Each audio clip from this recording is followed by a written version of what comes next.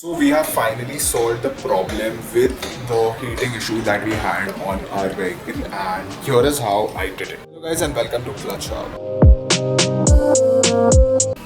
Why does a motorcycle overheat? A motorcycle overheats only because of two reasons. Either the engine is running hot or the coolant is not flowing through the engine. Well, how do you know your bike overheats?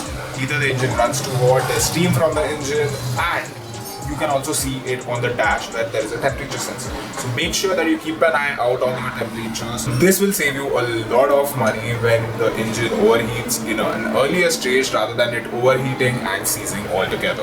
Okay, if you are an MT owner and you are researching why does your vehicle heat so much, there isn't much out on YouTube. So this video might help you. If you have used this video to go fix your bike, please do drop a like. I would love to see more of you liking these videos. How did I fix that problem? Well, what was the problem in my bike? I would say it was the temperature sensor and the fan. The engine was running right, the engine was running at the right temperature, the cooling was correct, but the temperature sensor wasn't sensing that the engine is hot enough and the coolant wasn't flowing through the engine.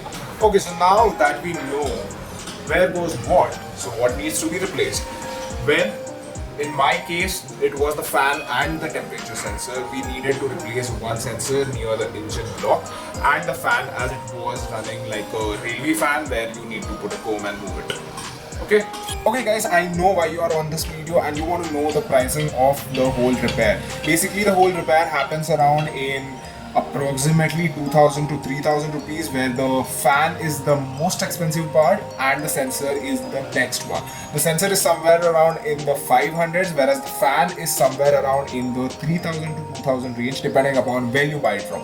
I always recommend that you buy the original parts from Yamaha or from an authorized dealer. Make sure that you get it installed from someone who is experienced, because these connections are electrical and it might mess up your vehicle further if you do not install them correctly. So now, once you determine there is a heating issue with your vehicle, there is one thing that you need to do. You need to determine whether it is the sensor that's causing the problem or the fan, or is it something else. How do you do that?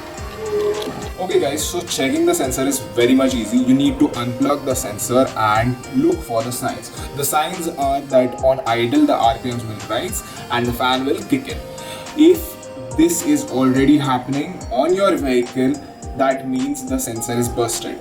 The temperature sensor that I'm talking about is right here. Okay, as you can see, unplugging this, when you unplug the sensor and plug it back in, these symptoms will disappear. Now for the fan. The problem with MT15 is that the fan doesn't kick in very fast. It's not like other high compression bikes which run with fans on all the time. So for the MT15, to check if the fan is working, unplug the sensor again. Move the fan and see if it is moving. If it is moving, then your vehicle does not have a fan issue. In my case, there was some mud and debris near the fan which had caused it to jam up. Also check for the clearance between the fan and the radiator. That might help you notice if there has been any damage with the fan. Time for a pro tip.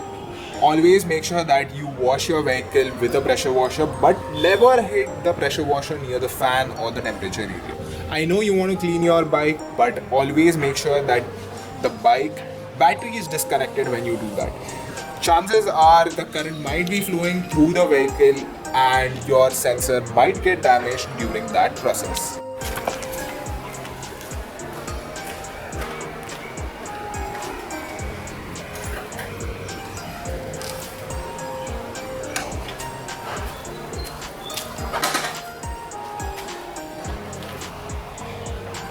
Okay, to this story there is a sad ending. You will ask me why. Well, the engine doesn't start well. Okay guys, although all the problems in this vehicle are solved, it isn't completely flawless. The engine on this still doesn't start in the first go when I click it on this. Check this out.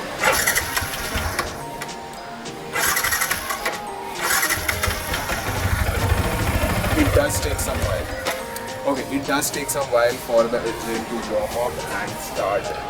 And if it's kept in sun, the bike does seem to have some kind of leak. Okay guys, so this has been the update on the MT15. It still has some ongoing issues. Also the exhaust is a bit loose. I might try to get on with a newer, better version of the exhaust. I do have a bent pipe lying around. I might do something about it. I may not do something about it. That totally depends on the next episode. Aiming for 300 likes on this one. Let's see if we can go there.